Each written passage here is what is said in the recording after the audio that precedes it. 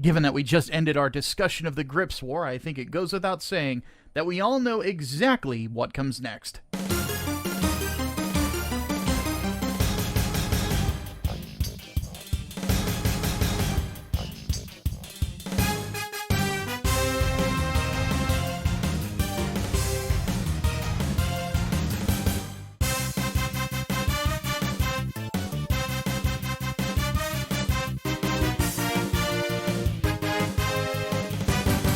We finally get to talk about my favorite installment in all of the Universal Century. Folks, prepare for a discussion on the greatest documentary ever to come out of Japan, Mobile Suit Double Zeta Gundam.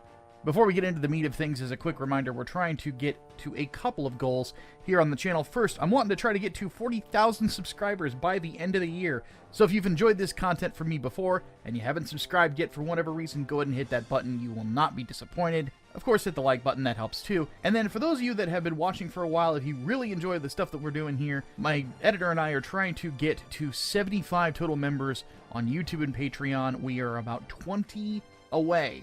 So if we could also hit that by the end of the year, that would be awesome, because we're going to start bringing more exclusive content, especially some members-only content, some things that are exclusive completely for members, and a podcast that is exclusive for 6 months. So hit those buttons, and trust me, you will not be disappointed with what we're going to bring to you. Double Zeta Gundam is one of the most divisive shows within the entire Gundam catalog. Some people will completely dismiss it because of the first 10 or so episodes of the show having a very lighthearted tone. In fact, there's an entire subset of the Gundam fandom that will flat out say that you can skip this show and miss nothing. Never mind that if you skip it, you're not going to understand how exactly Char Azdable is in charge of Neo Zeon, and Char's counterattack, and Haman Karn is nowhere to be found. Now, for those of us who are superior human beings that go outside, touch grass, and have sex with women, we know that you should never skip Double Zeta. But because I want to bring more people over to the side of enlightenment and acknowledge that Judo Ashita is the best character within the Universal Century, I'm more than happy to talk about exactly what makes this show so great. So what we're going to do today is talk about the setup, we're going to talk about the show and why it's as divisive as it is, and I'll give my honest thoughts on exactly why I hold the show in as much regard as I do. So, let's get started. What's with these guys? It's like one of my Japanese animes. Double Zeta is unique in a lot of ways, but the first thing that comes to mind is the fact that this is a Gundam show that takes place immediately after the last one concluded, and I don't think there's another Gundam show that does that off the top of my head. If I'm wrong, the editor will tell you right now.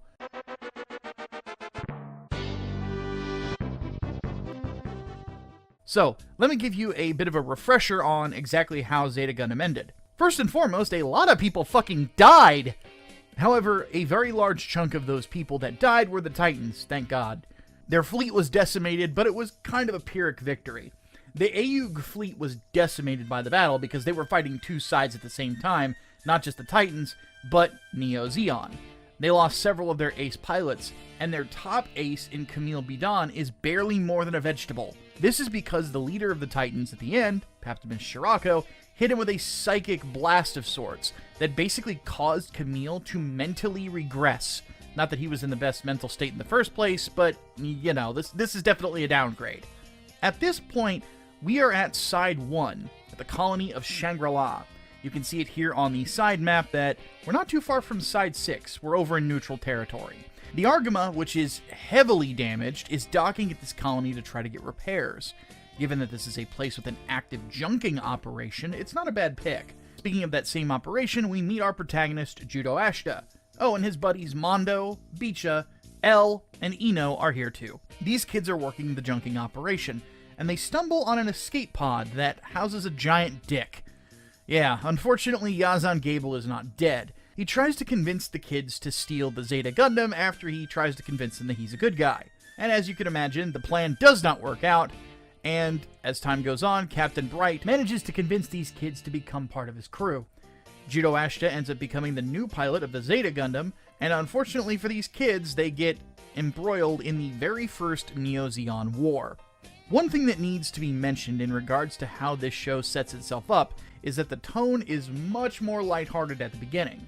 Yoshiyuki Tamino, the creator of Gundam and the creator and director of this show, is excellent at many things. He's one of the most talented writers to ever come out of Japan. He's great with tension, he's obviously incredible with war stories, and he's wonderful at manipulating emotion. However, one thing that is understated about his talents is he's actually really funny. In many of his lighter shows, one thing you'll notice is that Tamino is not afraid to throw in slapstick. In the original Gundam, there's moments of humor thrown in to break up the darker elements of the story. Here's some good examples. You have a snake getting so scared its scales start flying off. You have a goof pilot scooting down the leg of his mobile suit in terror in a rather humorous fashion. Or Amuro sending a commanding officer flying because he dodged a slap. And those are just off the top of my head. Double Zeta has a lot more of these moments, and the first 10 episodes are largely comedic. Some people do not like this following Zeta Gundam, but I would argue I don't think you could follow it up with anything else and actually have success. The fact of the matter is that Zeta has one of the most emotional and heart-wrenching endings of any Gundam show with very little levity to balance it out, which is probably its biggest weakness. I think the only show that might compare to the dark ending of Zeta is either Victory or Iron-Blooded Orphans, but both of those came a good time after. In Iron-Blooded Orphans' case, decades later. I'm of the opinion that if you were to continue to follow this sort of thing up with more straight-up darkness, it could end up becoming straight-up misery porn. Imagine, if you will, if in Berserk, Puck was not present at all for the Conviction arc to kind of lighten the mood in some places, you know? It's not a good idea. It's not really that great at storytelling, in my opinion. Now, don't get me wrong, I obviously enjoy dark storytelling. I've written my own, and it's hard to be an actual Gundam fan and not be a fan of dark storytelling.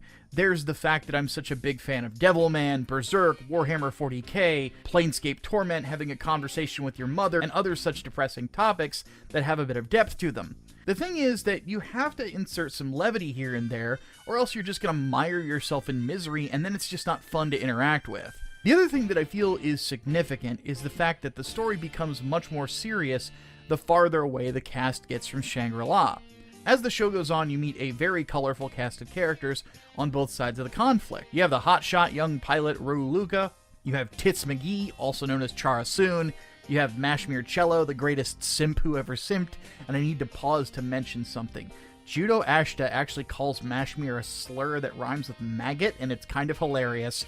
Anyway, I really haven't scratched the surface on the cast, but my other favorites on the show are Elpeo Puru because she reminds me of my oldest niece, and Haman Karn. I shouldn't need to explain why Haman Karn is one of my favorite characters in this show. I mean, do we need to replay the meme again?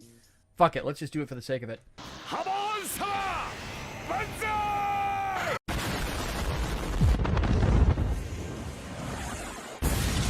The point I'm trying to get to is that this is one of those shows that has a lot of color and a lot of variety to it. However, to go a bit more in depth, let's switch gears a little bit, more for a discussion on the plot and what exactly it is that makes this show so endearing to the people that swear by it. She got a great ass! And you got your head all the way up it! There will be mild spoilers in this section, so be warned, but ultimately I'm not going to go too in-depth into stuff that happens in Double Zeta at this point because we're going to be doing a 3-part series breaking down the Neo-Zeon War, so you'll get all of it right there. Don't worry, we're still going to do Sentinel, but something got lost in translation with that book, because coming across the translated version and reading it, it's very dry. Anyway, there are many elements that make Double Zeta as good as it is. I am of the opinion that the strongest element of this particular show is characterization. Of the cast that don't die, keep in mind that this is a Tamino show, so someone's gonna bite the dust, you will see them progress as people. In fact, the characters that do die, a lot of them progress as people. The person that they are at the start of the show is by no means the person that they are at the end. One of my biggest gripes with modern writing is that there are too many stories that I see where the person is the same all the way through and they effectively learn nothing.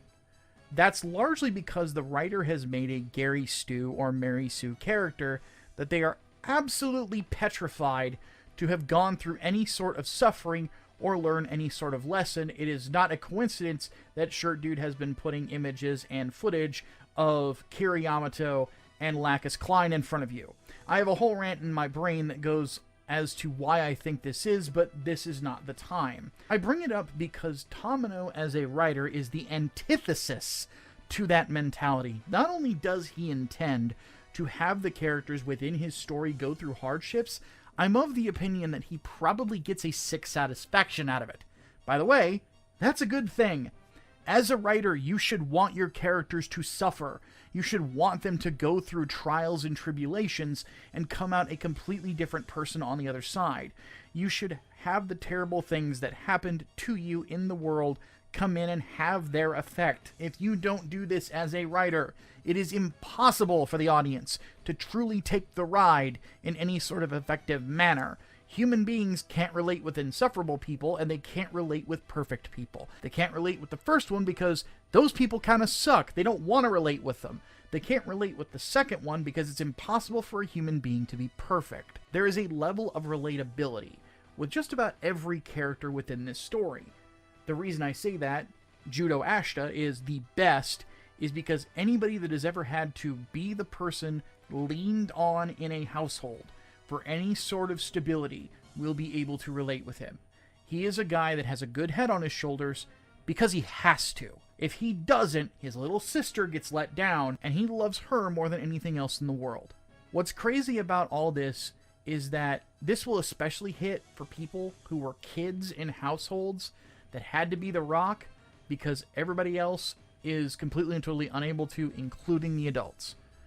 That is effectively what Judo has to be at many points for the Argama. Nothing against Amuro Ray, but Judo was much more prepared for this because he already had to be the man of the house before he had to become a pilot. There's also many characters within this that are looking for something in their lives, and they tend to latch on to this young new type kid because he has the stability that they need, largely because Judo is a character that has a strong moral core to him. In some ways, he is the only sane man in a very insane world, and he's only a teenager. The cool thing about this is that we get a lot of heartwarming moments throughout the show. A lot of this centers around very broken people finding the kindness and acceptance that they've never had in their entire lives. And the best example of this is twofold. The first is the character of Elpeo Puru, who has never had any sort of stability, and for better or worse, is only looked at by Zeon as a living weapon. Granted, she's a cyber new type, so that kind of comes with the territory. Not that I'm excusing it, Zeon sucks, but that's just the way that they do things. When Judo looks at her, he just sees a little girl. We also can't discount Captain Bright in that situation either. He dotes on her too. Both he and Judo, along with the rest of the crew, give her something she never had. A family. It's this sort of dynamic that lets the audience get attached to these characters very easily because everybody's got a family, everybody knows what it's like to be alone, and many people out there have some point in their lives where they really wish there was just somebody there to love them. Now, I mentioned that this is twofold, and it also applies to, in my opinion, the best female villain in all of Gundam, if not one of the best, if not the best in all of anime, Haman Karn. I think that's why Haman is the perfect villain for this show. Now, I'm gonna get the joke out of the way since I'm such a simp for this fucking character. Yes, the person making this video is a sucker for short-haired women with great asses, alright? Get off me, I have a type. As a character, Haman Karn works so well because, like many other characters within this show, she is seeking love and stability, has always seemed just beyond arm's reach. Or, if you learn more about her past, click on these videos, you know, the one that I did about Zeta Gundam, you will realize that this girl has consistently had it ripped away from her by people that are supposed to love her. She consistently pursues the one thing that she feels will bring stability, not just to the world, but to her world, if you get my meaning. And she's such a stubborn woman that she refuses to let go of it until everything around her is falling apart after it's been challenged by somebody that she deep down does admire in Judo Ashita. She also has a sort of femme fatale Darth Vader vibe going for her that is accentuated tenfold by her voice actress Yoshiko Sakakibara. The sultry, dynamic tones make Haman Karn feel like she can flip a switch from beautiful to dangerous on a whim, which is not an easy character to really bring across purely through your voice. You have to cast the right person. And this is one that I genuinely don't think anybody else could have done as well. It's also why I think that any time they've tried to dub this character in a video game or something, they've never really been able to find the right person because they're not looking for the proper mixture of sultry, sexy, and yet intimidating at the same time. I feel Mallory Rodak, the VA behind Frerin in English, could do well. And I think Mary Elizabeth McGlynn could also do it really well. But it's kind of moot because we're never going to see this show dubbed in English anyway. Not to mention, it seems like Bandai doesn't want to make any games that are A, dubbed in English, and B, retread Double Zeta. I don't know what the heck is going on with their video games when it comes to Gundam, but I guess gacha is the only flavor we're allowed. The second element that I really feel is the strongest suit of the show is how it maneuvers from the unserious to the deadly serious.